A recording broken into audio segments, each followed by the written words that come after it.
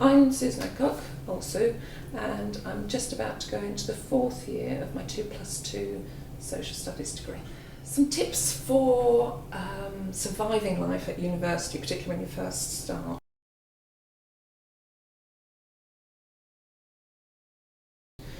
It's always difficult. You have so many questions, but if you knew the answer to all of those questions at once, you would feel bombarded.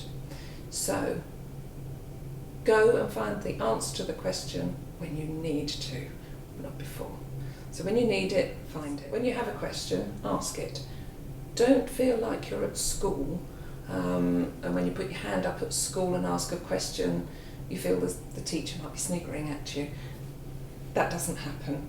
You're probably not the only one that wants to ask the question, but you're the one that's brave enough to, and everybody thanks you for it.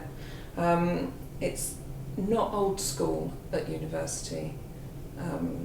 Everyone wants you to succeed. And speak to us. Speak to people. Speak to student ambassadors, student bloggers. You'll see their pictures on the website, so you'll be able to identify them.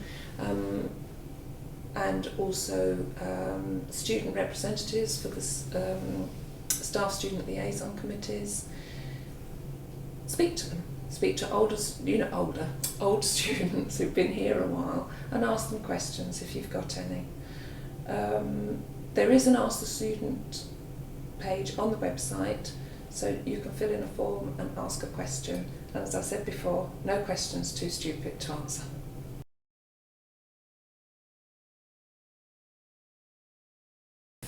There's an IT course that you can go on that, get yourself prepared. Be aware that Warwick allows students to download certain software for free while they're a student at Warwick, and that includes Office 365. So that's quite a major purchase, and when you buy a laptop, if you're buying a new laptop to come to Warwick, they often offer you bundles and deals. You can also get firewall software as well from Warwick. So just get the PC. You don't have to get all the bundle. I've been asked, what do I need to take to my first lecture or my first seminar? But simple really, some paper and a pen suffices. If you feel comfortable and you've got a light enough laptop or a 2-in-1, then take that with you and you can make notes on that as you go through. Personally, I take notepad and pen. I also download any PowerPoint presentation, and I do it in the format where it's 3 slides to a page with lines to write on. That way when you're looking back at your notes later on to make sure they make sense, you've got the picture for the PowerPoint.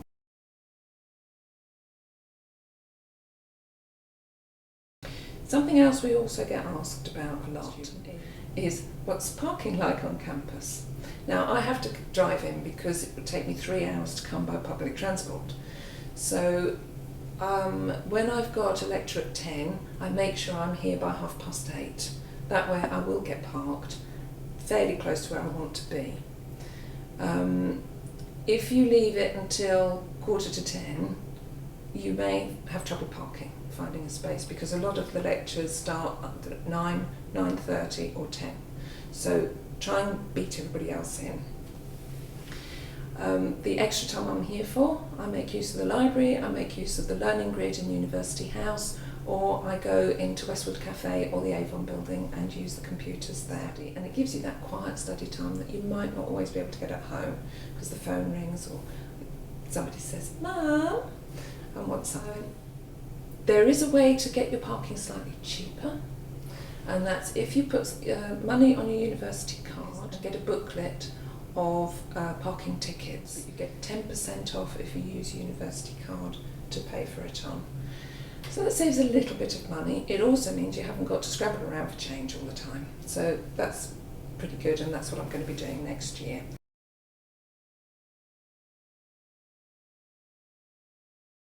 When you first start, it does seem daunting. So try and learn where the library is, because that's probably one of the buildings you go to most often. And then work out everything else from there, from that point. And gradually you'll get to know the whole campus. You can book onto a campus tour, just go on to the main website, type in campus tours on the search engine, and they'll come up, and you can book yourself into one of those, and you'll have a student who takes you around. If you do find you've got a lecture in humanities, which is on the larger campus, and then half an hour later you're due over onto Westwood campus, you can catch the shuttle bus, which will get here a little bit quicker, and it does save your legs, and if you've got a lot of books it's really useful. But that runs all day, and there's a new timetable, and you can access that timetable through our welcome page on the CLL website. There is also the unicycles, so if you're a cyclist and you're not going to fall off, you can go into that scheme as well. Again, just put it into the search engine, unicycles. The bicycles do have 2 wheels, they're not unicycles, they are just university bicycles. So, and they're very popular, we see those a lot, and there is a drop-off site on Westwood campus, and then there's one outside the Roots supermarket, and I think various other points around the campus as well.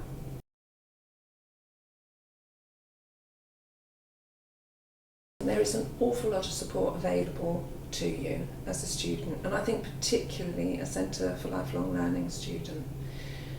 We have our own academic skills sessions, as well as being able to access the university skills sessions as well. There's pastoral care, but you can also go to the chaplaincy and they will help you there, and there's a students' union. And I always encourage people to use the student union if they're having, say, problems with student financing. That doesn't happen very often, but should it? Student union is there to help. Problems with housing, legal problems, anything. They're there, and they're there to help Centre for Lifelong Learning students just as much as anybody else.